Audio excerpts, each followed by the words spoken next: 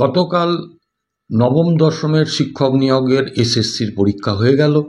সারাদিন বিভিন্ন মাধ্যমের খবর শুনেছি, দেখেছি। আমার সবথেকে যেটা খারাপ লেগেছে, যে ঘটনাটা আমার মনকে প্রচণ্ডভাবে নাড়া দিয়েছে, সেটি হলো যে এক ভদ্রমহিলা, তিনি পরীক্ষার্থী। তাকে এবিপি আনন্দর এক সাংবাদিক জিজ্ঞাসা করেছেন যে আপনার পরীক্ষা কেমন হলো।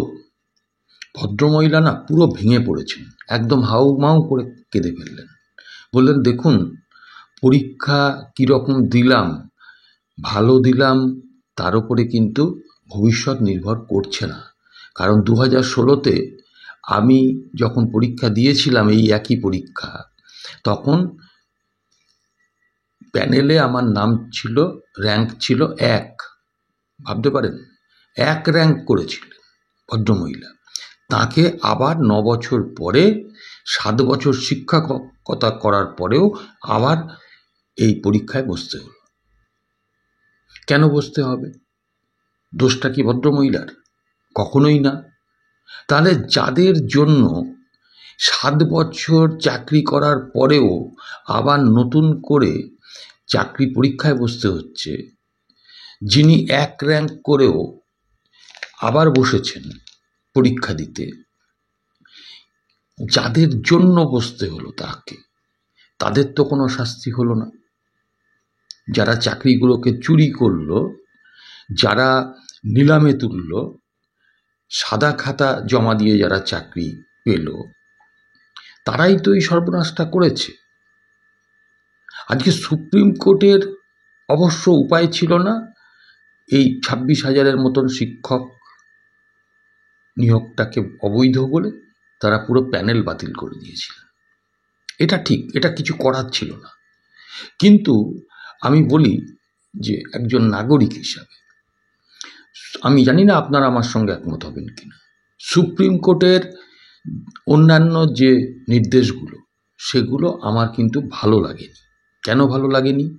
প্রথম কথা হচ্ছে যে এই নিয়োগ পরীক্ষা চোর এসএসসি যারা হলফনামা দিয়ে স্বীকার করলো যে আমার এতজন যাদের চুরি করে চাকরি হয়েছে, তাহলে সেই এসএসসির উপরে কেন আবার নতুন করে এই পরীক্ষা নেওয়ার দায়িত্ব দেওয়া হলো?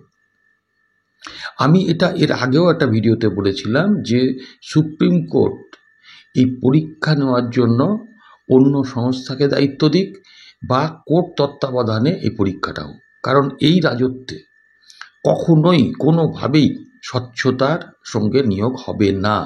যে কোনো পরীক্ষায়, যে কোনো বিষয়ে দুর্নীতি আর দুর্নীতি। তাহলে এটা কেন সেই এসএসসিকে দায়িত্ব দিল? 1। 2 হচ্ছে যে দেখুন, যে পরীক্ষাটা হয়েছে না কালকে, এই পরীক্ষার ব্যাপারে ইতিমধ্যেই একটা প্রশ্ন উঠে গেছে যে এই এসএসসি হাইকোর্ট এবং সুপ্রিম কোর্টের কাছে হলফনামা দিয়ে বলেছিল, হলফনামা দিয়ে, সেটা হচ্ছে যে 6,276 জন টেন্টেড যারা চিহ্নিত, আর যারা আছে বাকি, যারা রেস্ট অফ 26,000 যেটা বাকি, তার মধ্যে টেন্টেড আনটেন্টেড কোনোটাই আমরা বুঝতে পারছি না। তাহলে আমি যদি তর্কের খাতিরে ধরেই নিই যে এই 6,276 জন টেন্টেড, চিহ্নিত টেন্টেড, যেটা হলফনামা দিয়ে সুপ্রিম কোর্টের কাছে এবং হাইকোর্টের কাছে এসএসসি স্বীকার করলো, তাহলে এই টেন্টেডদের লিস্ট বের করবো না করতে করতে শেষ অবধি 1,806 জন। তাহলে এই যে ডিফারেন্সটা, 4,000, 4,500 মতন টেন্টেড, তারাও কালকে চাকরি পরীক্ষায় বসেছিল। এবং একজন আইনজীবীর কাছে শুনছিলাম, তিনি স্পষ্টতই বললেন যে আমাদের রাজ্যের মাননীয় মুখ্যমন্ত্রীর আত্মীয়া, কি বৃষ্টি মুখার্জি সম্ভবত নাম, তিনি গ্রুপ সিতে চাকরি পেয়েছিলেন। সেই গ্রুপ সি, গ্রুপ ডির প্যানেল পুরো বাতিল হয়ে গেছে এবং ওনারা দাগি হিসাবে প্রত্যেকে পরিচিত হয়ে গেছেন, ওরা আর বসতেই পারবে না পরীক্ষায়। আবার শোনা গেল, তিনি দায়িত্ব নিয়ে এক আইনজীবী বললেন, ওই বৃষ্টি মুখার্জি নাকি গতকালের পরীক্ষায় বসেছিল। এটা তো দিনের আলোর মতন পরিষ্কার।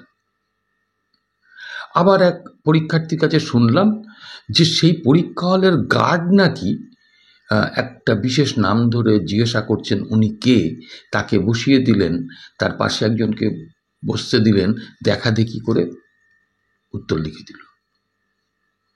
আসলে ছেলে খেলা হচ্ছে।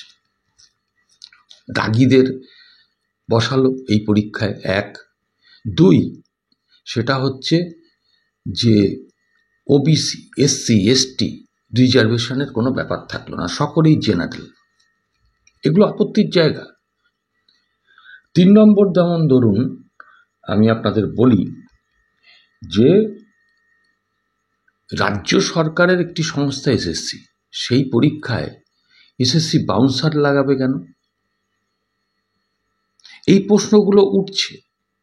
তবে আপনাদের কাছে আমি বলি যে আমার যথেষ্ট সন্দেহ আছে যে এই যে যারা আজকে পরীক্ষা দিচ্ছেন বা দিলেন বা আবার 14 তারিখ যারা দেবেন, তাদের চাকরিটাও আবার এই 26,000-এর মতন আজ থেকে 2-4 বছর পরে, 5 বছর পরে আবার চলে না যায়। কারণ মামলা এটাতে হবেই, আমি আপনাদের বলছি।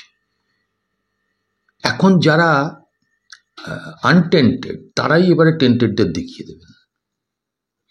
তা যাই হোক, আমি এইটুকু বলবো যে এই সরকার যতদিন থাকবে ততদিন কোনো স্বচ্ছ নিয়োগ হবে না। বিড়ালের কাছে মাছ রক্ষার যেমন দায়িত্ব দিলে যা হয়, এই এসএসসিকে আবার নতুন করে এই পরীক্ষায় গ্রহণ করার দায়িত্ব দিয়ে চরম ভুল হয়েছে। এটা সময় মতন আদালতও বুঝতে পারবে। এবং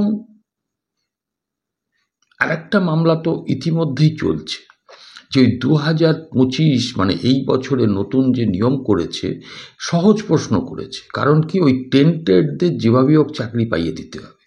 তাহলে রিটেন পরীক্ষায় সবাই পাশ করবে, ম্যাক্সিমামই পাশ করবে। এবারে তাদের যখন ভাইভাতে ডাকবে, 30 নম্বর রাজ্য সরকারের অধীনস্থ এসএসসি তাদের হাতে রেখেছে, রাজ্য সরকার। তাহলে আজকে সেখানে আবার দুর্নীতি হবে। শেষ পর্যন্ত 20 বাঁও জলে আমার মনে হয়েছে যে এই পরীক্ষা নিয়ে আবার মামলা হবে, আবার ছেলে মেয়েদের জীবন অনিশ্চিত হয়ে যাবে। সুতরাং আপনারা আমার সঙ্গে একমত কিনা একটু অনুগ্রহ করে আপনারা কমেন্ট সেকশানে লিখবেন। চ্যানেলটাকে ভালো লাগলে একটু সাবস্ক্রাইব করে দেবেন। এইটুকুই, আবার দেখা হবে পরবর্তী এপিসোডে। নমস্কার।